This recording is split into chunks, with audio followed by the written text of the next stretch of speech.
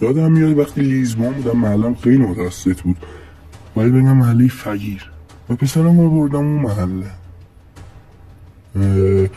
توی خونه که قبلا توی زندگی میکردم و همسایه های قدیمی رو دیدم. به محض دیدنم شروع به گریه کردم. کریستیانو بردم تو اتاقم و گفتم کریستیانو نگاه کن، بابایی قبلا اینجا زندگی کرد. یه گل نگاه کرد، شوخی میکنی دیگه؟ گفتم نه بابایی شوخی نمیکنه. و اون باور نکرد چون چیزی که الان میبینه هیچ تصوری از فداکاری ها و اوقات سخت توی ذهنش نیست. باورش نمیشد. میدونم چطوری بهش انگیزه بدم، چطوری حلش بدم، اما همه چی اینجاست. تفاوت‌ها همیشه اینجا رقم میخوره.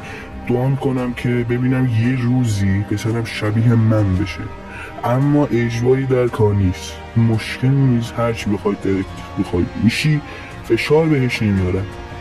اگه شما هم میخواین که ویدیوهای بیشتری براتون بزنیم، دولای بیشتری براتون بزنیم، این ویدیو رو سابسکرایب کنید و به افتخار CR7 لایک و در کامنت ها یه قلب قرمزی بزنید.